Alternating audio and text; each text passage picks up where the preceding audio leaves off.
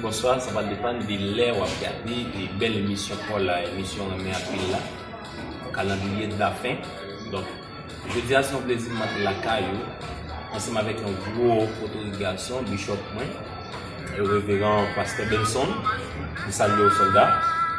Salut aux fécalistes. Donc, c'est un plaisir. Jean-Claude Fécaliste se dit, le pasteur René Jean Benson. Donc, on a ministré, on a géré. C'est un ministère, la maison de l'Éternel, un peu partout, à travers le monde. Donc, c'est un plaisir pour nous l'émission fécaliste. Ok. Pasteur, moi, bien que toi, question pour Bozo.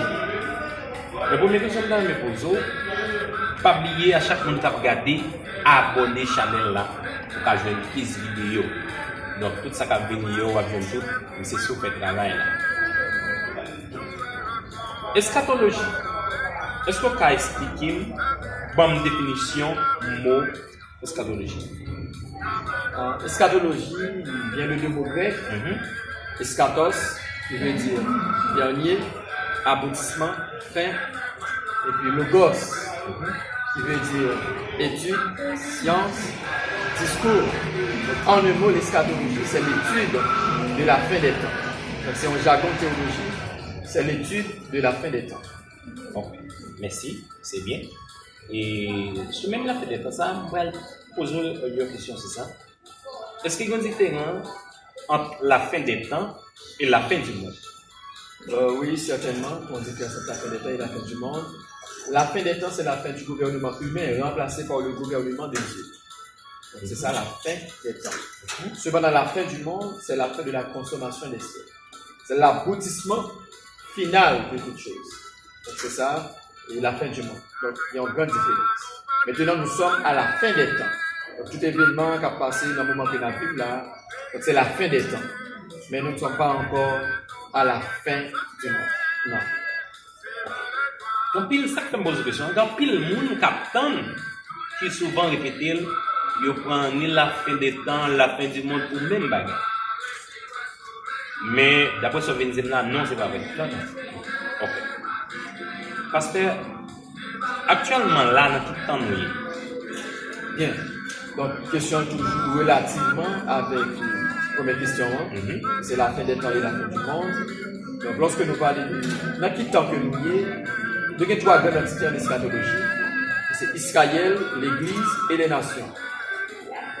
Donc, c'est trois grandes entités qui forment l'eschatologie chrétienne.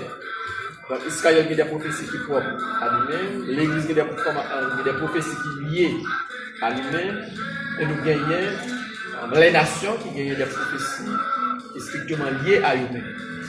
Maintenant, la fin des temps, j'ai posé poser question en parlant, et dans quel temps que nous y est, une période qui commençait en l'an 607. En l'an 607, pendant que Judas allait en captivité à Babylone. Donc Judas passe en période de 70 ans en captivité. De là, l'Éternel va commencer en période des temps des nations. Donc en l'an 607, donc qui est un aboutissement, un premier accomplissement en 1948, côté que Judas a joindre, capable de dire, une opportunité pour devenir un État dans le monde là. Maintenant, l'Église qui va prendre naissance dans les années 33 de notre ère, et jusqu'à présent qui est encore sur la terre, c'est en parenthèse de la grâce. Maintenant, nous, autant prophétiquement parlant de l'église de la Odyssée, nous sommes autant de l'église de la Odyssée qui est située à la fin des temps. Lorsque nous parlons de la fin des temps, c'est période qui a traversé pour rentrer dans l'éternité bénie, pour rentrer dans l'éternité de gloire. Ok, bien. Mais quand on dit besoin de exactement où traîner là-dedans. Est-ce que par pandémie ça a frappé le monde actuellement là, est-ce qu'elle a un rapport avec l'eschatologie? Oui, certainement. Si nous pouvons maintenant, selon Luc, chapitre 21, le verset 11. Okay? Luc, chapitre 21. Le verset 11. Donc, Jésus-Christ est une prédiction. Donc, il était prophétisé. C'est une prophétie qui a un rapport avec grand en pandémie, ça a frappé à travers le monde. Il te dit, vous aurez des pandémies. Et c'est à partir d'une question que d'ici que tu dis. Il te dit, mais dis-nous quel sera le signe de ton avènement et de la fin du monde. Et je demande un signe, Jésus a plusieurs signes. C'est parmi tous les signes, on a bien ça, les pandémies à travers le monde. Donc, à frapper le monde. Lorsque nous avons pandémie, ça y est. Donc, c'est des signes qui annoncent le grand retour imminent de Jésus. Donc, signe pandémie, coronavirus, ça, c'est un panneau qui indique le retour de Jésus. Bien, merci. Qui positionne l'Église par rapport à la pandémie, ça, dans mon expliqué. Donc, nous disons que l'Église, c'est une entité en eschatologie. Vous songez ça? Oui. Donc, l'Église, il y a des signes, il y a des prophéties qui liées avec, qui sont différentes d'Israël, qui sont différentes de les nations. Donc, l'Église, par rapport avec tant ça, par rapport avec coronavirus, donc selon l'apôtre Paul, il dit que tout votre être, l'esprit, l'âme et le corps soient conservés et répréhensibles lors de l'avènement de notre Seigneur Jésus-Christ. Donc, il était parlé avec l'Église de Thessalonique pour une proposition de sanctification. Et l'auteur de l'Épître aux Hébreux, chapitre 13, donc il dit, c'est pour rechercher la paix et la sanctification, sans laquelle personne ne verra le Seigneur. Donc l'Église qui a de prendre une position de sanctification. Une position de sanctification, donc c'est une position qui précède un réveil. Donc pas gagner un réveil sans la sanctification. Et pour que l'Église en enlève, faut-il bien que qu'on ait un réveil.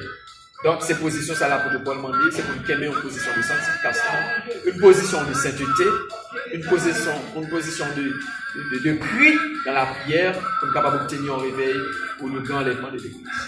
Si vous bien comprendre, et Jean et Pierre disent, la fin de toutes choses est proche. Certainement. Ça veut dire, moi-même, pour tout le monde qui a regardé, qui a entendu, c'est pas l'air pour nous dormir encore, c'est l'air pour nous réveiller dans le sommeil. Donc, pas oublier, respecter toute hygiène. Respecter toujours laver mon leur sorti, toujours faire ça qui a bon pour santé. Donc, pasteur Pamnan, tout bagage sur ça, le commencement. Et puis, bon fait, le mot de la fin.